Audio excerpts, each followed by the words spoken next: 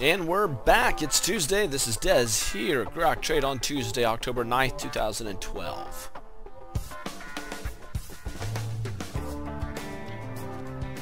Stocks break and Wall Street break major support levels. Let's talk about this. Dow down over 3 digits, down 110 points, down 0.8%. The SP down 1%.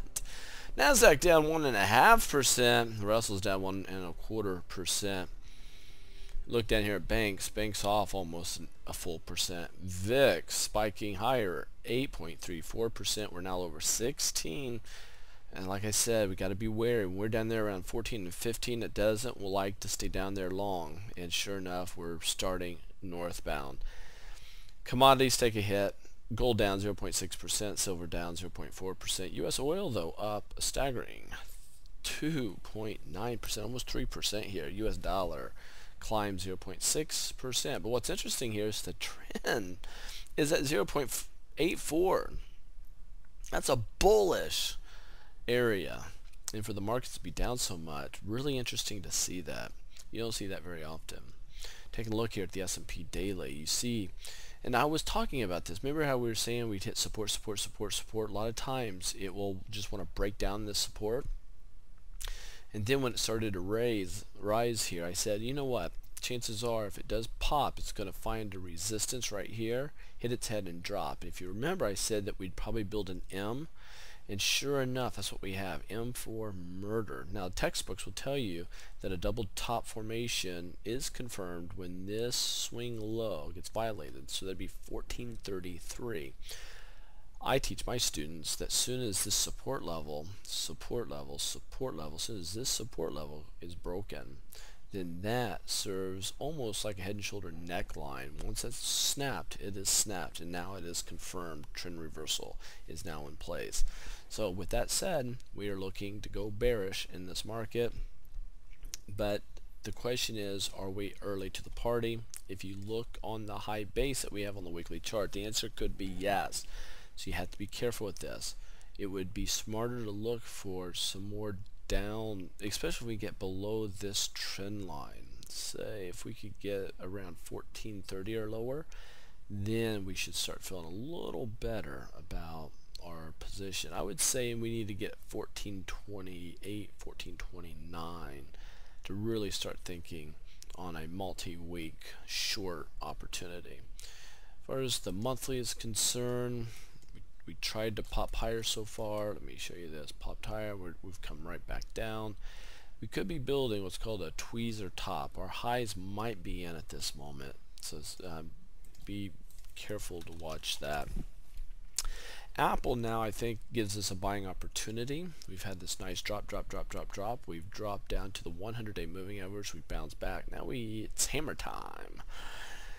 With that, I say if we go higher, above, let's see the high here, I would say if we could get above 642, I'd say 642.26 would be a buying opportunity on there. On the weekly chart, we are in a lot of trouble. If we do buy and we go higher, 650 or 656 area could be a major area of resistance.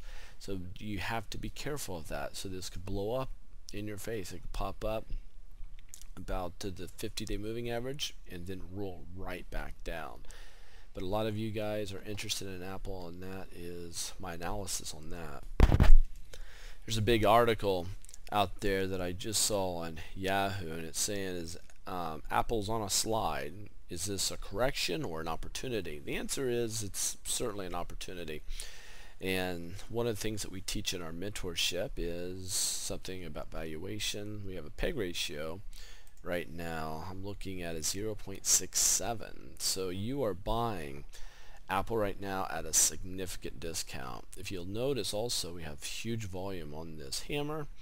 So with that said, you might have some opportunities to perhaps even sell some puts to make some money on Apple. Share this with your friends.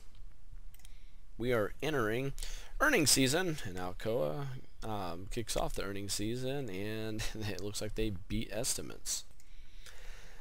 Just keep in mind that many analysts think that around 20% of all corporate America will cook their books for earnings season. over here, let's take a look at the NASDAQ. NASDAQ broke a support level today in the 50-day moving average, so that's in a lot of trouble. Big trouble here.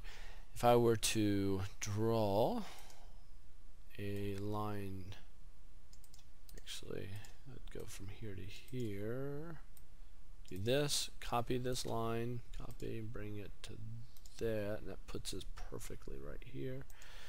So yeah, we could be at a support area right now as far as the NASDAQ is concerned, so we could get a bounce going into tomorrow, and Apple could be a big winner for those individuals. Just remember that I've called it out here.